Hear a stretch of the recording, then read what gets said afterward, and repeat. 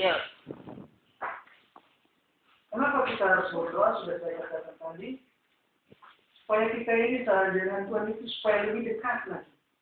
Karena doa lah yang membangun hubungan kita dengan Tuhan. Tapi tanpa doa, kita malah menjauh kepada Tuhan. Seperti itu. Makanya saya ajarkan kepada Anda kalau nanti pulang di rumah, sebentar kalau malam, kalau mau makan, doa dulu. Gimana? Ada yang mau? Mau. Bagus. Jangan sama saya, jangan sama Tuhan. Apa namanya? Katakan saya mau Tuhan. Berdoa ya? Sama saya, kita katakan sama Tuhan.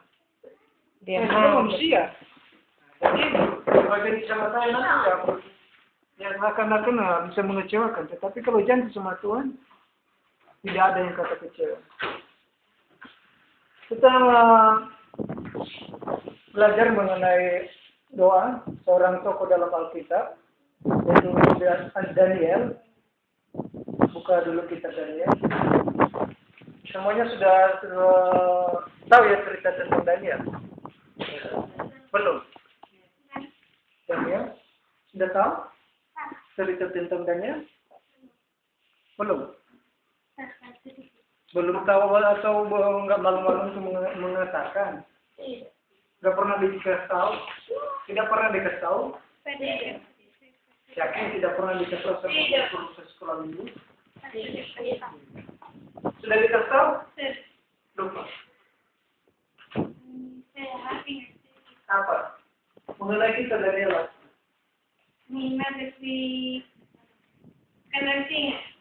Di kandang atau di luar?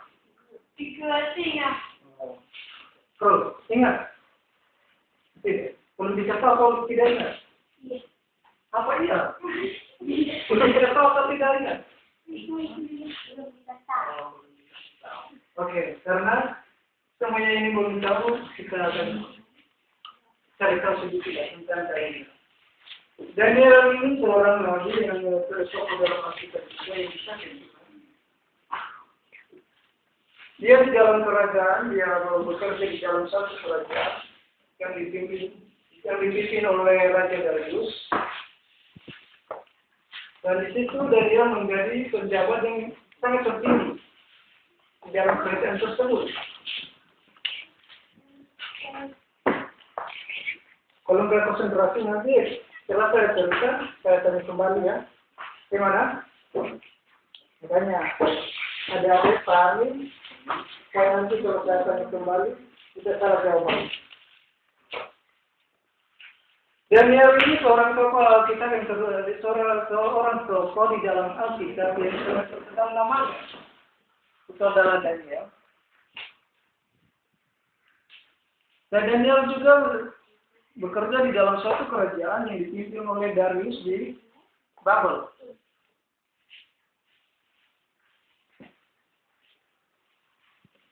Tapi saya nggak begitu menceritakan semua. Setelah yang perlu kita tahu tentang Daniel adalah, mari kita buka di dalam Daniel pasal yang ke-6 mengenai dua singa.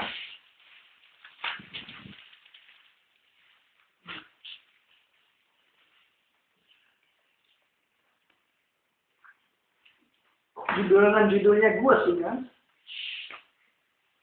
Kalau kita baca dari pasal yang pertama sampai ayat pertama sampai 29 itu menceritakan tentang Daniel bagaimana dia menghadapi tantangan yang sangat besar.